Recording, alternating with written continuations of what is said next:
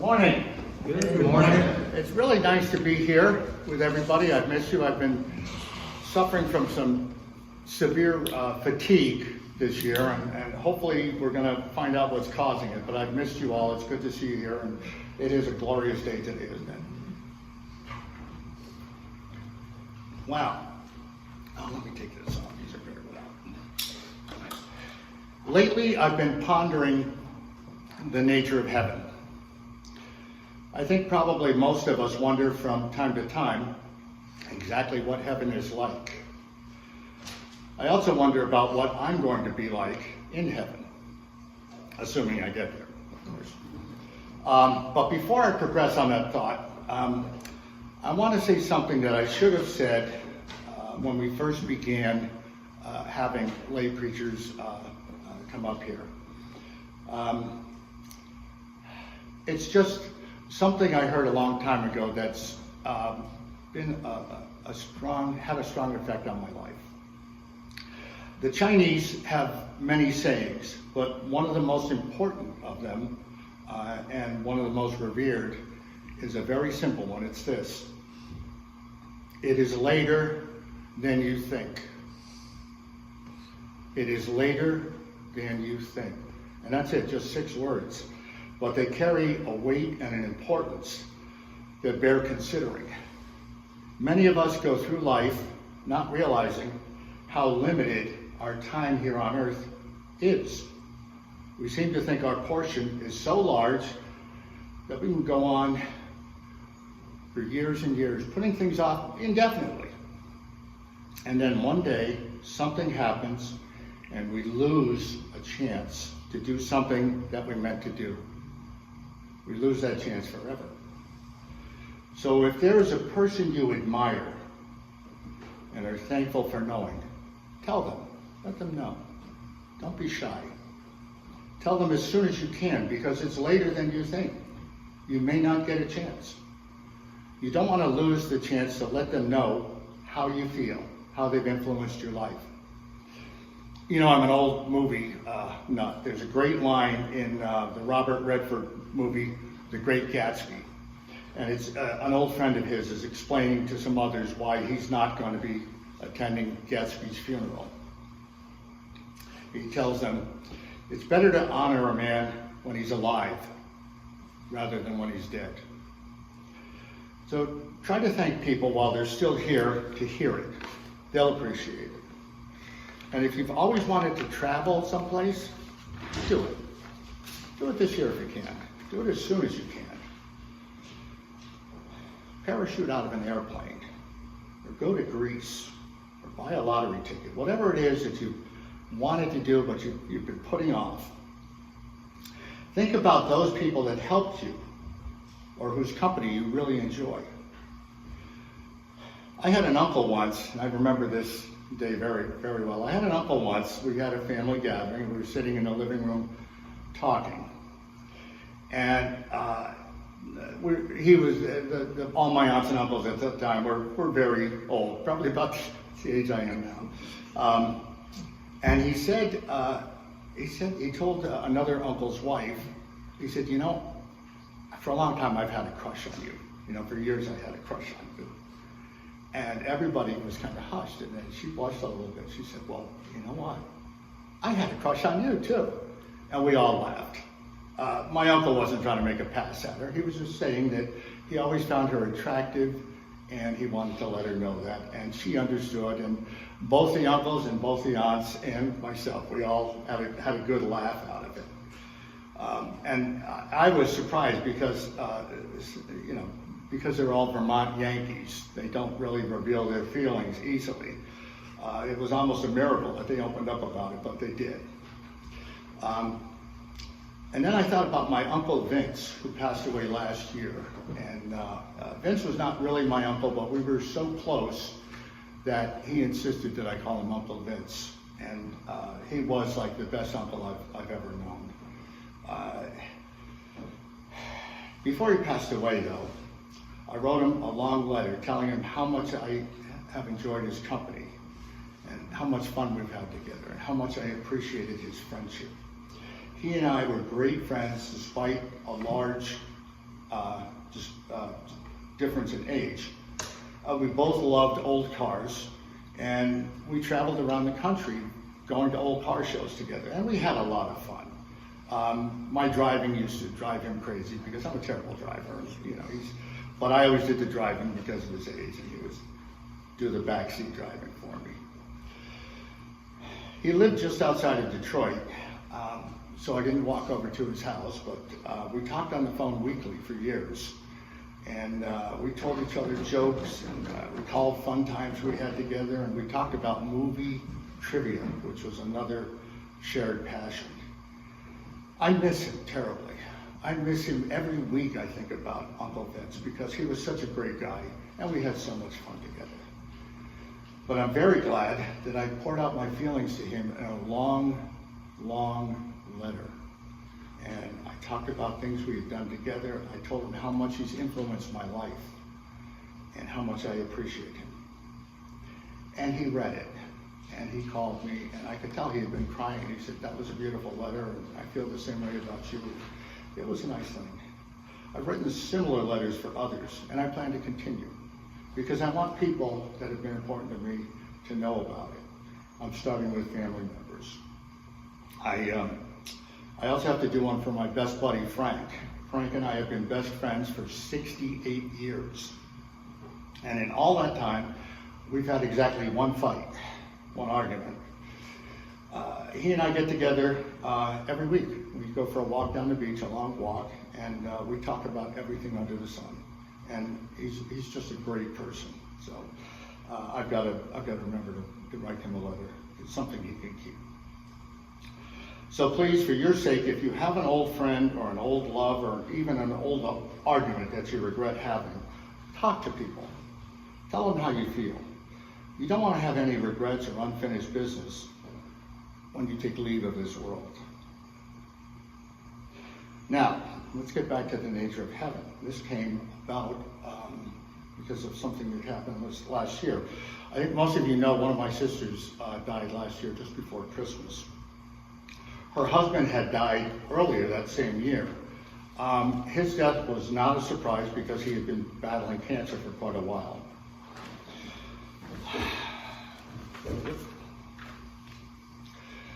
But then, just a few months after my sister's husband died, her son, my nephew, her only child, passed away very unexpectedly. He was 58 years old, and he seemed in excellent health. And as a matter of fact, the last time I saw him, I said, "Ed, you're doing a great job. You look terrific. You look about 15 years younger than you are." He died very suddenly. He had a heart attack and died on the way to the hospital. My sister was never very strong, and the two shocks were simply too much for her to recover from. She died just weeks after her son.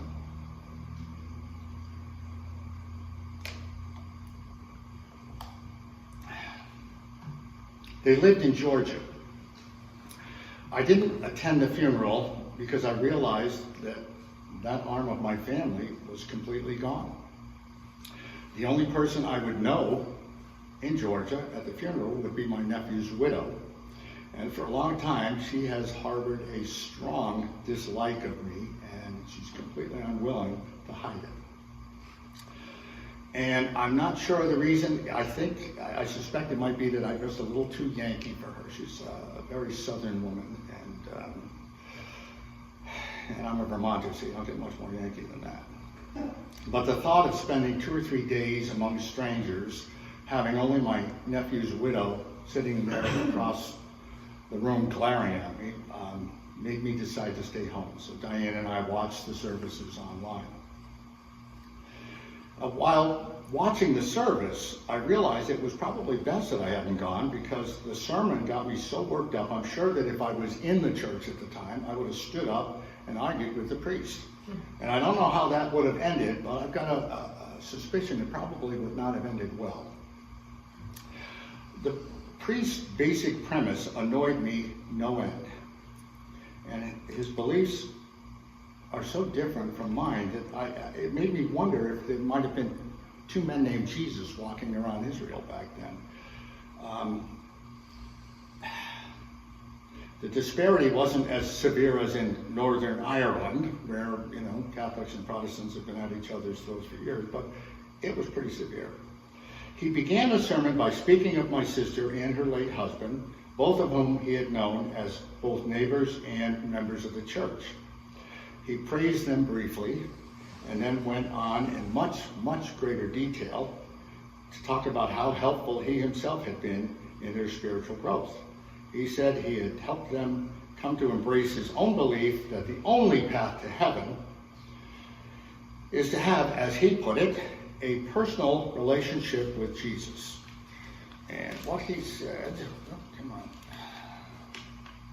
I should separate these pages before I come here. What he said is that you can be a good person all your life and not be allowed into heaven. You can be righteous. You can be God-fearing. You can be kind. You can help people. You can welcome strangers, give aid to the poor and the sick and the lonely. And you still will be turned away at the gates of heaven if you do not have a personal relationship with Jesus. Now, I dislike that view. And if you hold that view, that's your right. But I dislike that view because it emphasizes who you know rather than how you live. It prioritizes knowing Jesus over following Jesus. In other words, if you do nothing but good throughout your life, you will still be consigned to hell. But if you're in good with Jesus, you're going to be taught the secret handshake, and you're going to gain easy access to heaven. It strikes me all as exclusionary. And I thought, well, what about Jews and Muslims and atheists or Hindus? What about those of the Shinto faith or any other faith or any non-faith? The priests seem to say that these people are never going to be admitted to heaven. I don't buy that. All of us and all of them are children of one God, the same God. We simply see him, I believe, differently. Maybe it's because of our culture, maybe, who knows, but we see the same God, but we see him differently. I refuse to believe a loving God is going to turn away good and righteous people, loving people, simply because they don't have a close personal relationship with Jesus, whatever that means. Now, I pray to Jesus and I ask for guidance and help nearly every day. But I don't know if that qualifies as a personal relationship. I'm not arrogant enough to think I've got an in that others don't. This isn't skull and bones here. It's not the JCs. This is a church, and it's heaven that we're talking about. It's a place we all fervently hope we will someday see with our own eyes. By the way, the preacher also went on to describe what heaven looks like, the nature of heaven. But he made heaven sound like an awful lot like Greenwich, Connecticut. He said the streets of heaven are wide and lined with beautiful mansions.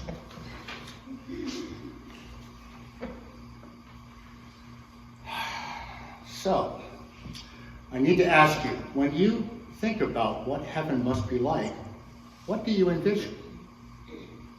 I've wondered many times about it, but I don't know if what I imagine is even close to what the reality is.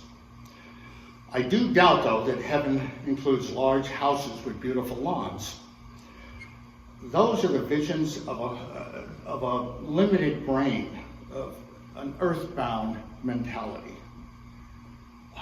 It's not the vision of people who have witnessed the unimaginable depth of God's wisdom and the limitless love that he shares with those inhabitants of his glorious kingdom. I have a strong feeling that in the afterlife, we don't need bodies at all, but instead we dwell as spirits, beings of light and energy. Apparitions might even be an apt term. In other words, we look the way we look now, but we lack conventional solidity. We possess an overwhelming greatness of mind and spirit instead. We become much more than we previously were the moment we shed this mortal coil, along with our silly earthly desires for possessions or status or prestige. We're free to dwell wherever a mind can travel, to the ends of the universes if we wish. We no longer have limits or boundaries.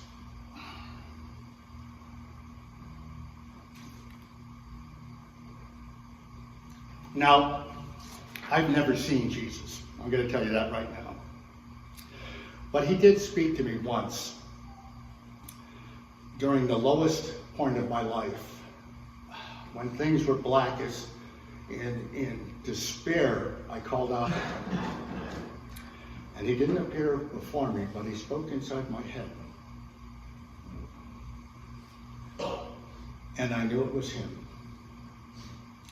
And I asked him questions that had pained me for years, and he answered them. Years later, I saw and spoke with my mother shortly after she died. And I spoke with her. When I spoke with her, I didn't know that she had actually passed. It had just happened perhaps an hour before, and I hadn't been notified yet, but I spoke with her. She appeared before me as an apparition. She looked like herself, and yet she was an apparition, not solid, but a spirit of light. She spoke to me briefly, urgently, telling me things that she wanted me to do, things that she would only ask me to do after she had passed. And instantly I realized my mother has died. I don't know where, but my mother has died. And a few minutes later, I got a phone call.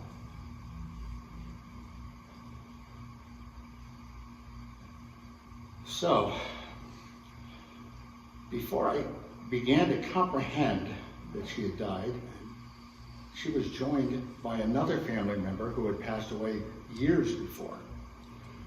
They looked at me and smiled, and I could see that they were not of flesh and blood, but they were loving spirits and friendly, and I could see that they were very happy.